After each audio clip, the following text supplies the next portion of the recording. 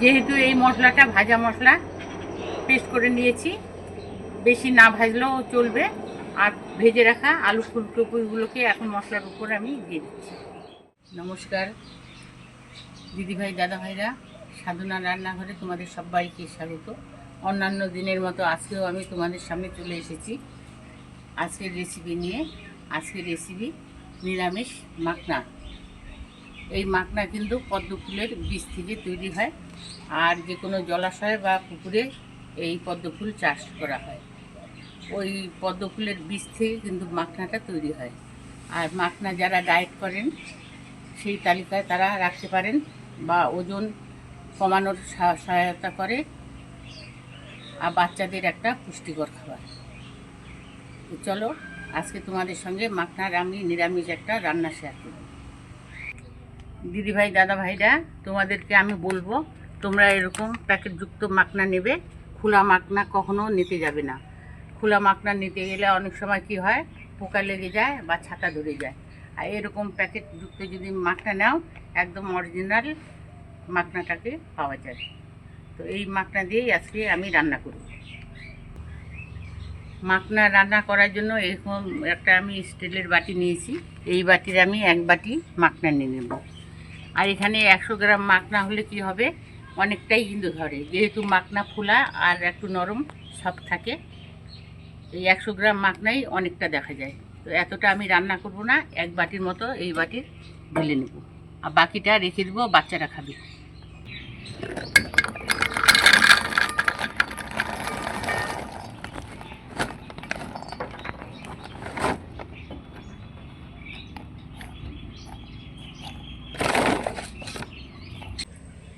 আমি বড় বাটির এখানে এক বাটি মাখানা নিয়ে নিয়েছি। এই বাকিটা রেখে দিব, বাচ্চারা ড্রাই রোস্ট করে দুধের সঙ্গে খাবে। যেহেতু বাড়িতে বাচ্চা আছে তাদের জন্য এটা রেখে দিচ্ছি।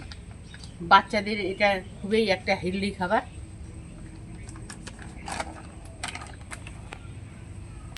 এখন গ্যাস জ্বালিয়ে নেব আর কড়াইটা বসিয়ে দেব।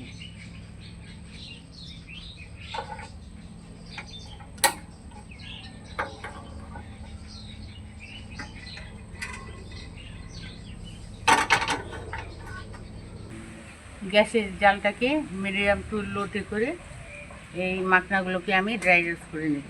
যতক্ষণ না মুচমুচে ড্রাই রোস্ট হচ্ছে ততক্ষণ আমি নাড়াচাড়া করে ড্রাই রোস্ট করব।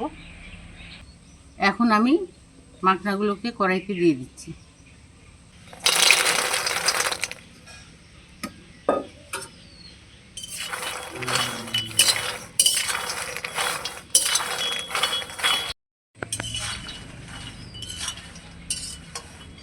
মাখনাগুলোকে কিন্তু অনবরত খুন্তি দিয়ে আমি এইভাবে নাড়াচাড়া করব, যেন পুড়ে না যায়।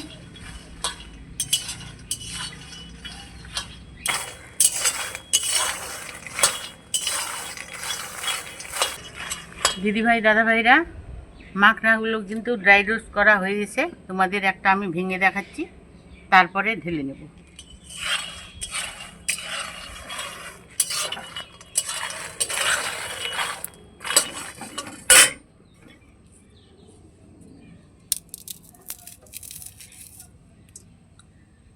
একবারে মুচমুচি করে ভেজে নিয়েছি।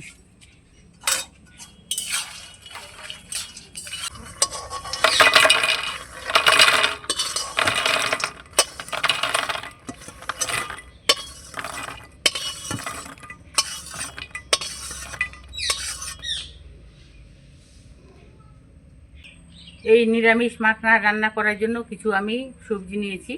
এখানে 500 গ্রাম একটা আমি ফুলকপি নিয়েছি, আর দুটো মাঝারি সাইজের আলু ছোট ছোট পিস করে আমি কেটে নিয়েছি, আর কপিগুলোকেও মাঝারি সাইজ করে কেটে নিয়েছি।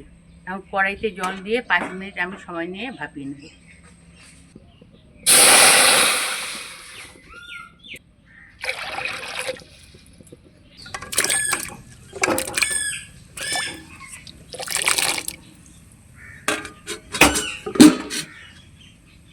5 মিনিট সময় নিয়ে আলু ফুলকপি ঢাকা দিয়ে আমি ভাপিয়ে নিলাম। ঢাকাটাকে তুলে নেব আর ফুলকপি আলুটাকে ঢেলে নেব।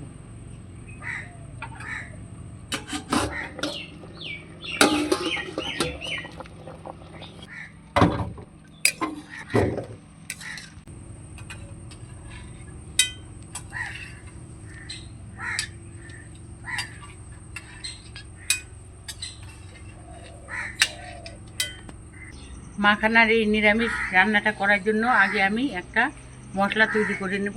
আর কড়াইতে সাদা তেল দিয়ে দেব।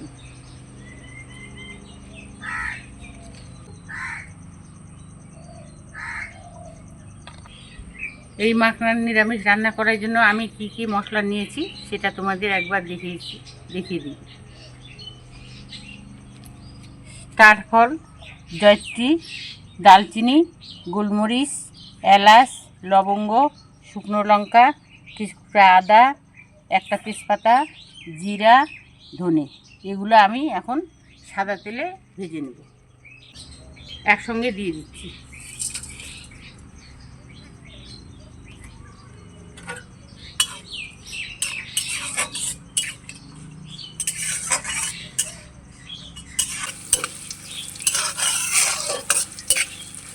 মশলাগুলোকে কিছুক্ষণ নেড়ে চেড়ে নিলাম। এখন দুটো মাঝারি সাইজের টমেটো কুচিয়ে রেখেছি, এই টমেটো কুচি কড়াইতে দিয়ে দিচ্ছি।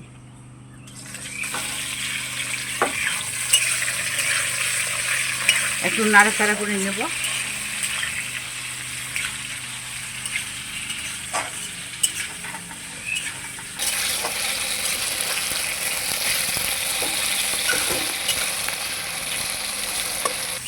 টমেটোগুলোকেও আমি মশলার সঙ্গে ভালোভাবে ভেজে নিলাম।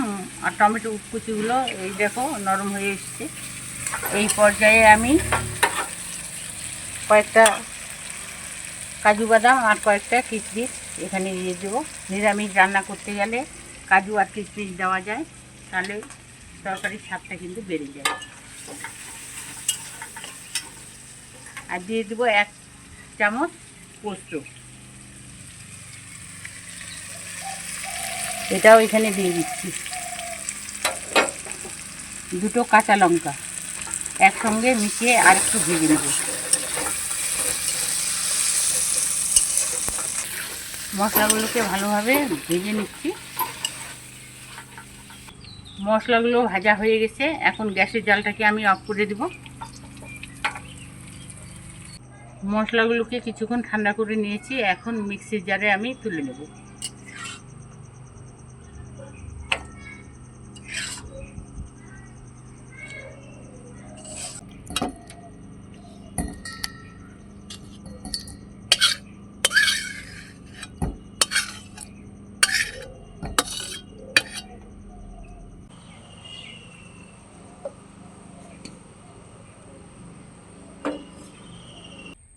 এই দেখো ভাজা মশলাটাকে আমি পেস্ট করে নিয়ে আসলাম। আবারও গ্যাসে কড়াই বসিয়ে দিয়েছি। কড়াই গরম হয়ে গেছে। এখন ভাপিয়ে রাখা আলু আর ফুলকপিগুলোকে আমি একসঙ্গে ভেজে নেব। কড়াইতে সাদা তেল দিয়ে দেব।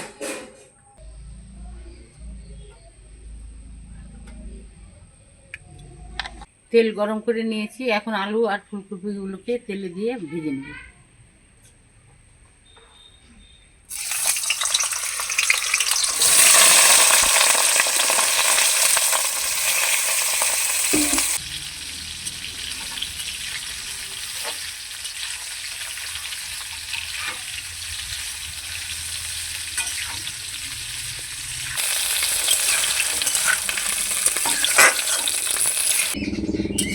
আলু ফুলকপিগুলো ভাজা হয়ে গেছে। এখন আমি তুলে দেব।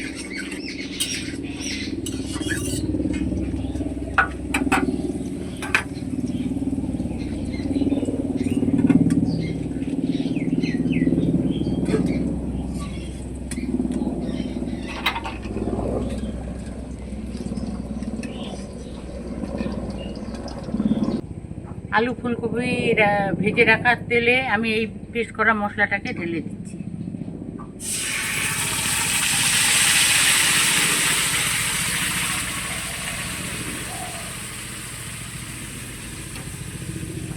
জারটাকে ধুয়ে একটু মশলার জলটাকে দিয়ে দিচ্ছি।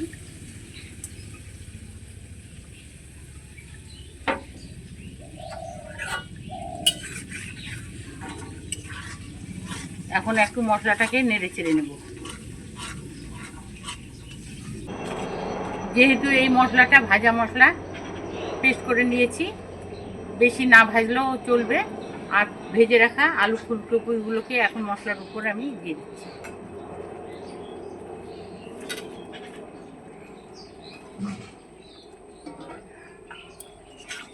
মশলার সঙ্গে নেড়ে চেড়ে নেব।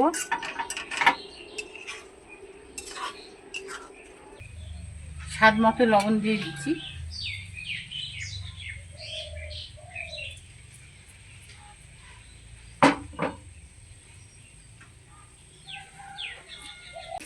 বড় চামচের হাফ চামচ হলুদ গুঁড়ো,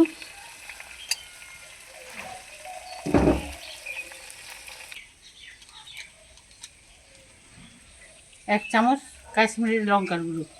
এর তরকারির রঙটা যাতে ভালো আসে তাই কাশ্মীর গুঁড়ো লঙ্কাটা দিয়ে দিচ্ছি।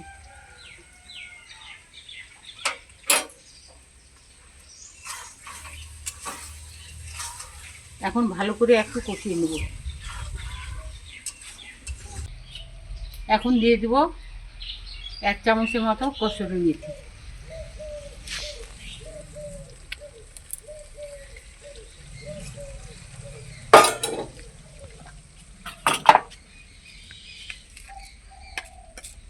এই চামচের হাফ চামচ চিনি।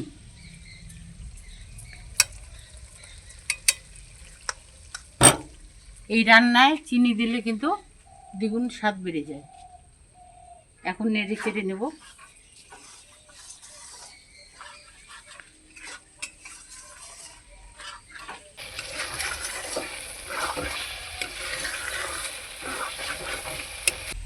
তরকারিটা আমি ভালোভাবে কষিয়ে নিলাম। এখন এখানে পরিমাণ মতো জল দিতে হবে। আর মাখনাগুলো দেওয়ার পরে কিন্তু ঝোল অনেকটা চুষে নিয়ে যায়, তাই পরিমাণে জলটা আমি এখানে বেশি ব্যবহার করব।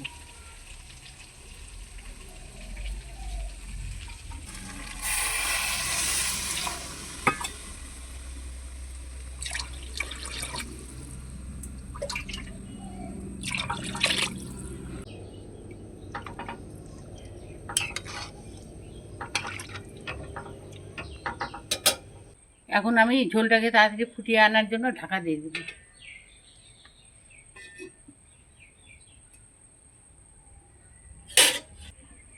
ঢাকা দিয়ে ঝোলটাকে আমি কিছুক্ষণ ফুটিয়ে নিলাম। এখন ঢাকাটা তুলে নেব আর মাখনাগুলোকে ঝোলের মধ্যে দিয়ে দেবো।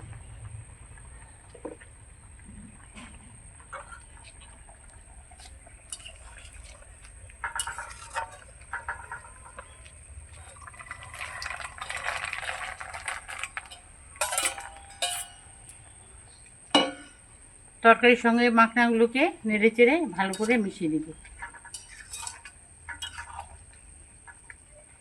ঢাকা দিয়ে 4 মিনিটের মতো রান্না করে নেব।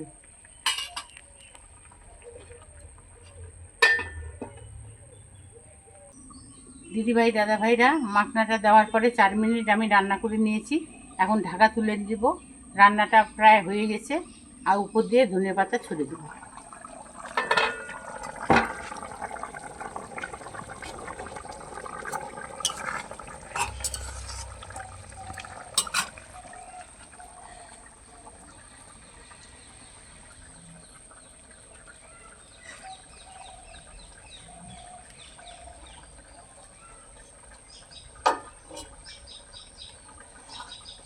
একটু নেড়ে চেড়ে নেবো আর গ্যাসের জালটাকে অফ করে দেবো।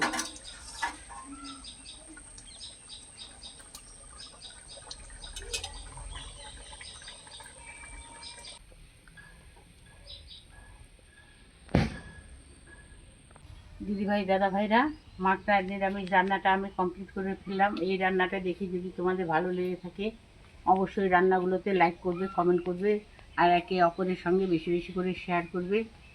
আর যারা আমার নতুন দিদিভাই চ্যানেলটাকে সাবস্ক্রাইব করোনি, সাবস্ক্রাইব করার জন্য অনুরোধ রইল। আজকের জন্য রান্নাটা এখানেই শেষ করে দিচ্ছি। তোমরা ভালো থেকো, সুস্থ থেকো। পরের দিন দেখা হবে অন্য কোনো রান্না নিয়ে। আজকের জন্য টাটা।